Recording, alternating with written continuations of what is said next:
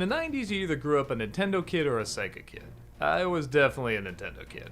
But with that said, you do inevitably have those few games you're kind of mad you didn't get a chance to play. One was the Sonic games, that kind of goes without saying, and the other was Aladdin. This is one of the few games I was legit jealous the Sega Genesis had. Why? Because it was one of the only hand-drawn games I've ever seen for a system like this. Might even been the first at the time. There was one for the Super Nintendo, and even some of the levels are similar, but yeah, the Sega one was clearly better. So it was pretty exciting to finally put this on and play it all the way through. My verdict? It's pretty good. I can't quite say it's the literal game changer I thought it would be back then, but it is a pretty decent time. I guess it's kind of pointless to go over the story. If you've seen Aladdin, you know the story, but the one thing I can comment on is they don't visually incorporate the story much, at least in the cutscenes. They're not even really cutscenes, they're just a bunch of text. Every once in a while you might get a picture of Jafar as an old man or Abu, but it's weird that you never see the characters there, like nobody's talking to someone else or acting out something, it's just a wall of text. My guess is they made this game and then somebody said, well wait, we don't have anything connecting the levels, it just jumps from one thing to another, so just write out the story in between.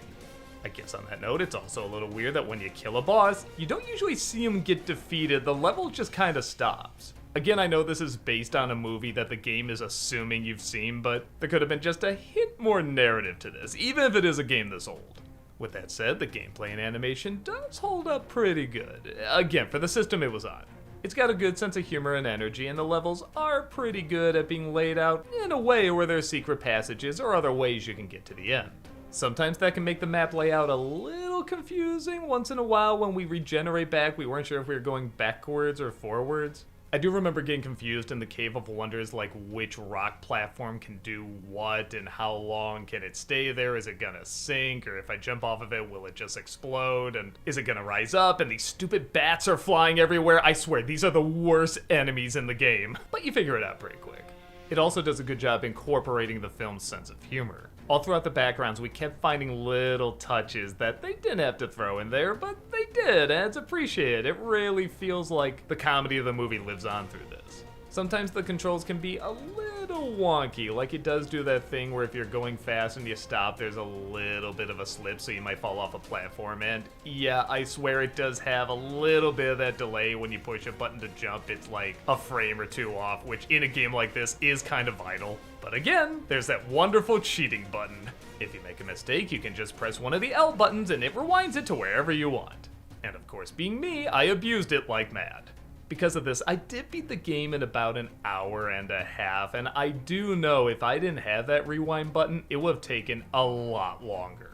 Honestly, whenever I got done with one of the later levels, I was always shocked it was finished already. But I know if I didn't have that rewind button, I'd be playing these over and over. And maybe I would have wasted a continue or several lives, and this game would take much, much longer, and I would see it as much more difficult.